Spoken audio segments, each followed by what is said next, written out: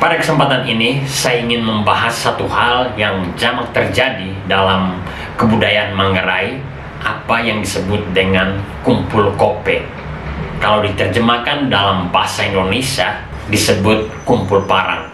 Kumpul kope atau kumpul parang adalah peristiwa kolektif orang Manggarai mengumpulkan harta benda berupa uang, emas, hewan, dan lain sebagainya untuk meminang anak gadis orang tertentu, baik itu anak gadis yang berasal dari Manggarai maupun dari luar Manggarai. Pertanyaan yang terus menggelitik dalam pikiran saya dan juga hati saya adalah bahwa mengapa orang Manggarai menggunakan terminologi yang menurut saya kasar untuk peristiwa yang bernuansa cinta, peminangan, perkawinan, dan pernikahan.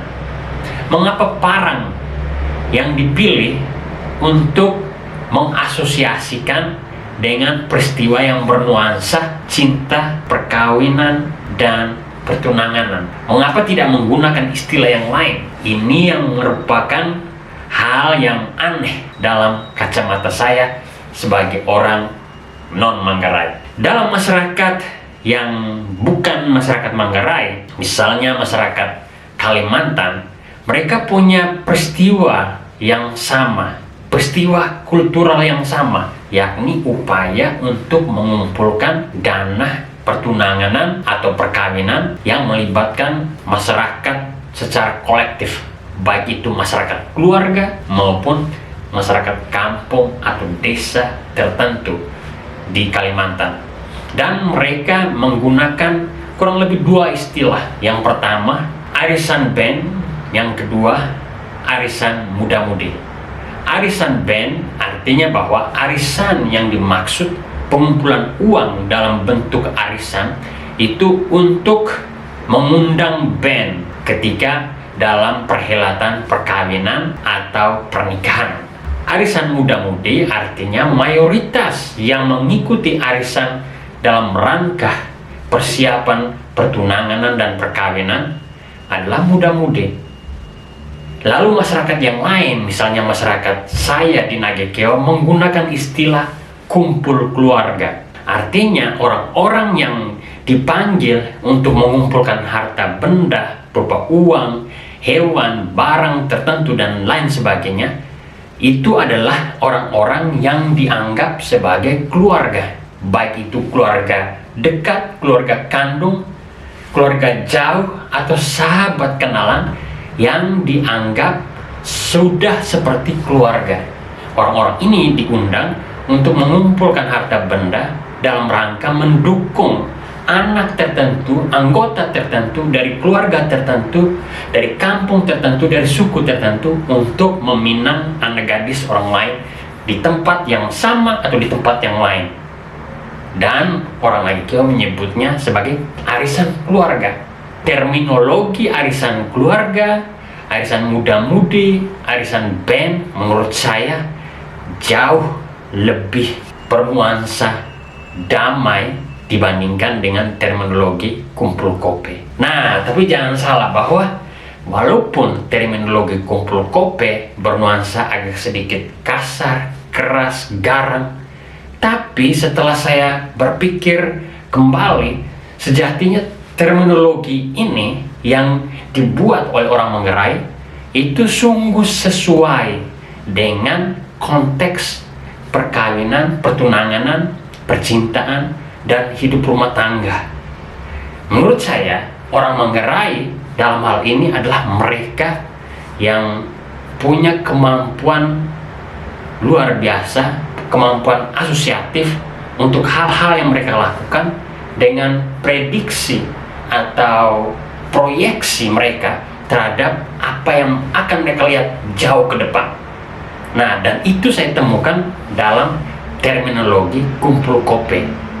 Oke, saya akan membahas satu-satu apa yang saya maksudkan dengan terminologi kumpul kope. Orang Manggarai itu sudah benar, sudah tegas, dan memiliki makna filosofis yang melihat jauh ke depan apa yang akan terjadi. Pertama, Menurut saya, orang Manggarai menggunakan istilah kumpul kope karena kope atau parang itu bermakna ambivalen. Kenapa ambivalen? Karena parang itu bisa bermanfaat untuk kehidupan manusia, tapi sekaligus dia bisa berdampak negatif untuk kehidupan manusia. Mengapa? Ya, saya ambil contoh. Misalnya, parang yang ada di tangan orang-orang Manggarai bisa digunakan untuk mengerjakan kebun mereka, membelah kayu, memasak di dapur, memotong rumput, memotong pohon, membuat rumah, dan lain sebagainya. Dan parang dalam fungsi yang negatif ini ya sangat membantu kehidupan orang Manggarai. Tapi ada fungsi parang yang bersifat negatif. Misalnya, orang bisa menggunakan parang untuk membunuh orang, mencuri, melukai, menyakiti orang lain, mengancam orang lain. Jadi parang ini sebenarnya dalam dirinya dia memiliki kurang lebih dua fungsi yang ambivalen. Bisa berguna, bisa tidak berguna. Sangat bergantung pada konteks dan siapa yang memegang parang itu. Nah, ini sama juga dengan kumpul kope, peristiwa pengumpulan dana harta benda dalam rangka mendukung orang yang akan menikah atau bertunangan dan lain sebagainya.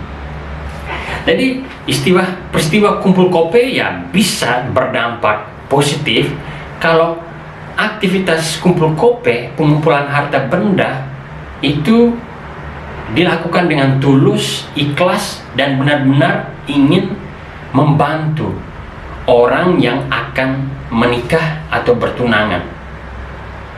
Karena yang paling penting menurut saya adalah bahwa kumpul kope bukan soal materi, tapi yang paling penting adalah doa, dukungan, dan kehadiran. Makanya kalau saya diskusi sama teman-teman orang Manggarai, menurut mereka kumpul kope berapapun yang orang itu mampu bawa, ya tidak apa-apa, itu akan diterima dengan senang hati oleh keluarga yang sedang merencanakan pernikahan atau perkawinan anaknya. Tapi lagi-lagi kumpul kope bisa berdampak negatif seperti parang tadi. Kalau orang terlalu memaksakan diri dalam aktivitas kumpul kope atau tradisi kumpul kope, dia bisa membawa kerugian, misalnya kemiskinan berjemaah.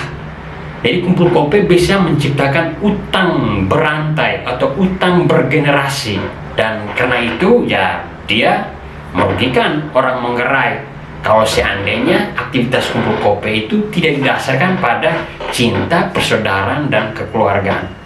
Jadi kalau dengan pandangan saya yang seperti ini atau interpretasi saya yang seperti ini, maka istilah kumpul kope yang diambil atau diimplementasikan oleh orang Manggarai sejauh ini menurut saya sangat tepat, sangat benar. Karena mereka punya kemampuan untuk mengasosiasikan hal-hal yang penting dalam hidup dengan barang-barang yang mereka lihat dalam kehidupan mereka sehari-hari. Top. Itu yang pertama. Yang kedua, menikah, hidup berumah tangga itu sama dengan pergi berperang. Atau rumah tangga, pernikahan, pertunangan itu sama dengan medan tempur. Nah, karena asosiasi seperti ini, maka parang adalah alat yang penting ketika orang pergi ke medan tempur atau berumah tangga. Nah, lalu fungsi parang adalah untuk apa? Ya, untuk membela diri atau untuk mengatasi persoalan-persoalan dalam rumah tangga. Jadi, orang Manggarai menggunakan istilah kumpul kope atau kumpul parang sebenarnya menurut saya dengan asosiasi yang seperti ini, bahwa hidup rumah tangga itu seperti orang pergi berperang. Dan parang yang paling penting dalam kumpul kope atau kope yang paling penting dalam peristiwa atau tradisi kebudayaan kumpul kope bukan barang, uang, dan lain-lain yang material, tapi adalah dukungan, doa, persahabatan, kekeluargaan, dan hal-hal yang baik yang lain. Karena apa?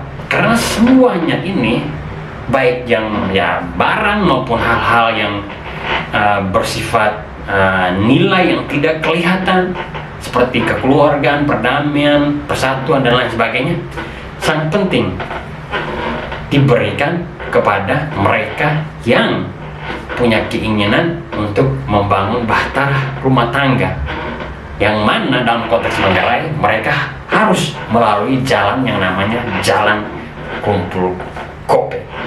Jadi berdasarkan dua alasan ini, saya akhirnya sepakat sama orang Manggarai, nenek moyang orang Manggarai yang menciptakan istilah Kumpul Kope, bahwa istilah Kumpul Kope itu sendiri sebenarnya memiliki makna mengawasi, memperingatkan, seperti bunyi sirene polisi itu, memperingatkan bahwa kehidupan ke depan itu tidak semudah yang dibayangkan.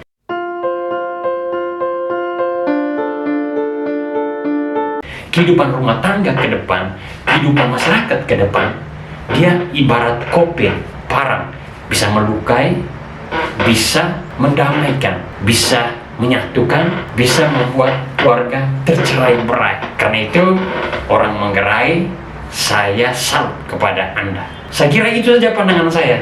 Saya ingin mendengar pandangan Anda sekalian, khususnya orang Manggarai atau mungkin orang non-Manggarai, yang juga bisa menyiringkan pendapat Anda tentang apa yang saya jelaskan. Jika saya salah menginterpretasikan kebudayaan Anda, minta maaf, dan saya siap belajar dari Anda. Tapi kalau interpretasi saya ini dianggap benar dan Anda mengapresiasi itu di dalam kolom komentar di bawah ini, saya sangat berterima kasih. Sekira itu saja. Jangan lupa like, subscribe, dan membagikan video ini kepada keluarga, sanak saudara, dan siapa saja. Siapa tahu mereka mendapat inspirasi atau punya kesempatan untuk membantah dan mengkritik saya di kolom komentar di bawah ini. Mantap.